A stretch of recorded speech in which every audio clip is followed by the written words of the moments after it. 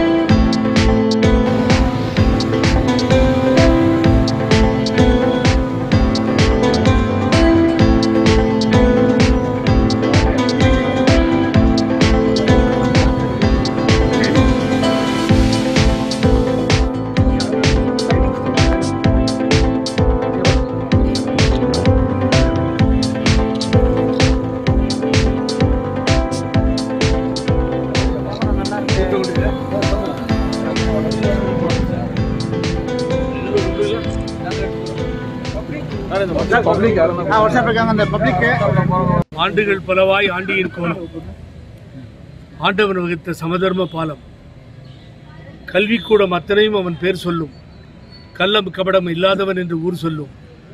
நருமதை ஆற்றின் கரையினில் பிறந்தான் காந்திபிரான், எழில் கங்கை நங்கை கரையினில் பிறந்தான் நேருபிரான், தென்பாண்டி நாட்டின் வைகையின் நதி கரையினில் பிறந்தான் கர்மவீரன் என்று சொல்லுவார்கள்.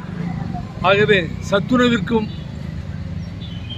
மதிய உணவிற்கும் குழந்தைகளுக்காக இலவச உணவு திட்டத்தை அமுல்படுத்தி இலவச கல்வியை தோற்றுவித்து ஒரு ஏழை பங்காளனாக ஒரு உண்மை விளம்பியாக கரைபடியாத கரங்களுக்குரிய தலைவனாக விளங்கிய பெருந்தலைவர் காமராஜர் பிறந்த நாளை இன்றைய தினம் நான் இங்கே டாக்டர் ஜான் குமார் போன்ற எங்களது நிர்வாகிகளோடு கவுடர் ராஜேந்திர கவுடர் போன்ற அத்தனை பேரோடு இங்கே விழாவாக நாங்கள் கண்டு கொண்டிருக்கிறோம். ஒசூரிலிருந்து நாங்கள் இதை கண்டு கொண்டிருக்கிறோம். பெருந்தலைவர் காமராஜர் போல ஒரு தலைவரை பார்க்கவே முடியாது. அதனால்தான் புரட்சி தலைவர் எம்ஜிஆர் எனது தலைவர் காமராஜர் என்று சொன்னார். எனது குருநாதர் பேரறிஞர் அண்ணா என்று சொல்லியவர் தலைவர் காமராஜர் என்று சொன்னார்.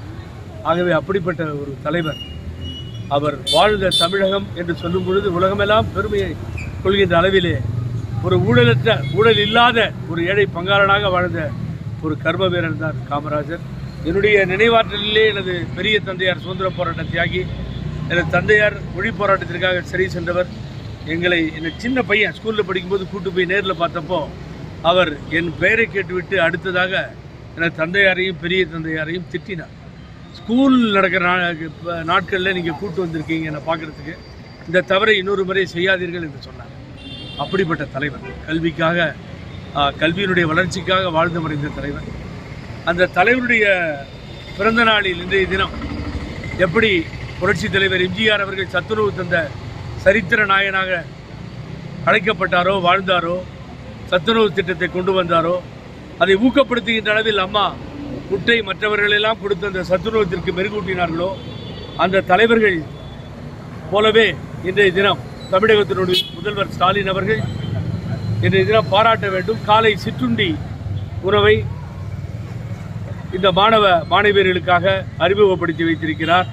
அந்த தலைவர்கள் வழியிலே அவர்கள் செய்ததை நான் நெஞ்சார தமிழக முதல்வர் ஸ்டாலின் அவர்களை இன்றைய தினத்தில் செய்ததற்காக நான் பாராட்டுகிறேன். தமிழகத்தினுடைய சட்ட ஒழுங்கு எப்படி இருக்கு? ஏற்கனவே இந்த ஆம்ஸ்டாங் படுகொலை, திருவேங்கடம் ஆலயம் போன்று திருச்சிருப்பூர் இது எதிர்மறை நேர்மறை விமர்சனங்கள்லாம் எப்படி? நான் கள்ளக்குறிச்சி போயிருந்தேன், உங்களுக்கு தெரியும். நான் அதை பாராட்டிக்கல. நானே ஒரே ஒரு அரசியல்வாதியாக நான் அம்மா வழியில் வந்தவன், அம்மாவால் அறிமுகப்படுத்தப்பட்டவன். கள்ளக்குறிச்சியிலே விஷ சாராயம் நடந்த பொழுது அங்கே போய் நேரடியாக பார்த்த பின்னால் அரசுக்கு வைத்த கோரிக்கை சுட்டு தள்ளுங்கள் என்பது. அது நமது தொலைக்காட்சிகள் அத்தனை தொலைக்காட்சிகளிலும் அது வந்தது. நீங்கள் அதனை பிராட்காஸ்ட் பண்ணீங்க, டெலிகாஸ்ட் பண்ணீங்க, எல்லாம் பண்ணீங்க. ஆகவே சுட்டு தள்ளுங்கள் என்ற கோரிக்கையை முதலில் சொன்னவன் புகழேந்தி. இன்றைய தினம் ரவுடிகள் சுடப்பட்டிருக்கிறார்கள். ஒரு ரவுடி சுடப்பட்டிருக்கிறார் என்று சொன்னால் நான் அதை வரவேற்கிறேன். அதாவது ஆராய்ச்சி வெங்காயம் எல்லாம் வேண்டியதில்லை. எப்போ பண்ணா ஹியூமன் ரைட்ஸ் வந்துருச்சு, இழுத்துட்டு போய் சுட்டாதான் நடக்கும். நீங்க நினைச்சு பாருங்க, ஒருவரை கொலை செய்யும் பொழுது ஆம்ஸ்ட்ராங்கை, அந்த கட்சியினுடைய தலைவரை, இந்த மாயாவதி கட்சி பகுஜன் சமாஜ்வாடி கட்சியினுடைய தலைவரை கொலை செய்யும் பொழுது பக்கத்திலே இருந்த தொழிலாளர்கள், அந்த பில்டிங்கில் வேலை செய்ய தொழிலாளர்கள் எவ்வளவு பதபதைத்திருக்க வேண்டும் என்பதை நாம் சிந்திக்க வேண்டும். தெருவிலே போன பெண்கள், குழந்தைகள் எப்படிப்பட்ட கொடூரமான காட்சியை பார்த்தார்கள். இன்னைக்கு சுட்டுட்டா நேரா போய் ஆதாரம் இருக்கிறது, வெட்டியதற்கு ஆதாரம் இருக்கிறது, அதை கண்ணாலே பார்த்து விட்டோம். இனி சுட்டது ஏன் என்று கேட்டால் இது மோசமான ஒரு செயலுக்கு முன்னுதாரணமாகிவிடும். ஆகவே அதையெல்லாம் அரசு சுட வேண்டும், கவலையே பட வேண்டாம். திராவிட முன்னேற்ற கழக அரசு ரவுடிகளை சுட்டு தள்ளுங்கள். அது எங்கே இருந்தாலும் புறமாயிடும், அது யாராக இருந்தாலும் புறமாயிடும். இதை பார்ப்பதற்காக தமிழக மக்கள் இல்லை. சட்டம் எல்லாம் பார்த்துக் கொள்ளலாம்.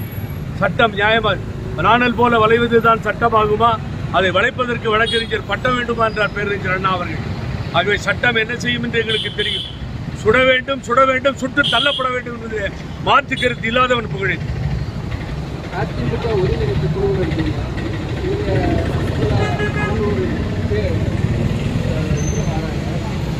மக்களை சந்திக்கிறோம் அப்படின்னு சொல்லி வராங்க. இப்போ அடுத்த தேர்தலுக்காவது எல்லாரும் ஒற்றுமை ஆகுன்ற ஒரு வழி இருக்கும். அது மனதார வரணுங்க.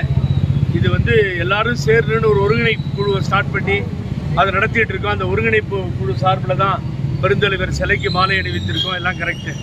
மனதார வர வேண்டும். வாயிலேயே பேசிக்கிட்டு கூப்பிடுறேன், சேர்த்து வச்சிருவேன்னு ஒருத்தவங்களும், இன்னொருத்தர் நான் எந்த தியாகமும் செய்ய தயார் என்று இன்னொருவரும், இன்னொருத்தரை பார்த்தீங்கன்னா முடியவே முடியாதுன்னு ரொம்ப பெரிய மனுஷன், நல்ல புத்திசாலி, அதனால் அந்த கட்சி நாசமாக போகட்டும்னு நினைக்கக்கூடிய பழனிசாமியும் இப்படிப்பட்ட நிலைப்பாடுகள் மாற வேண்டும். எல்லாரும் ஒருங்கிணைந்தால்தான் அனைத்து இந்திய அண்ணா திராவிட முன்னேற்ற கழகம் காப்பாற்றப்படும் என்பது என்னுடைய கருத்தல்ல, எங்கள் கருத்தல்ல, தொண்டர்கள் பொதுமக்கள் கருத்து. அதற்கு வழிவகுக்க வேண்டும். அதற்குத்தான் பாடுபடுகிறோம். இதில் சரியா வரலனா மக்கள் மத்தியில் அவர்கள் யார் என்பதை தோலுரித்து காட்டுவதற்கு இந்த ஒருங்கிணைப்பு குழு தயங்காது. இன்னொரு விஷயம் சொல்லிடுறேன்.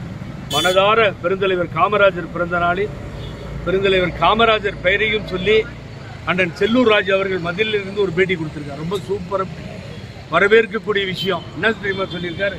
நாங்கள் என்ன காமராஜரா, நாங்கள் என்ன எம்ஜிஆரா, நாங்கள் என்ன அம்மாவா, கூவி கூவி ஓட்டு கேட்டாலும் போட மாட்டேன்றோம். அதனால தான் 3வது இடத்துக்கு போயிட்டோம். மதுரை அதிமுக கோட்டையாக இருந்தது.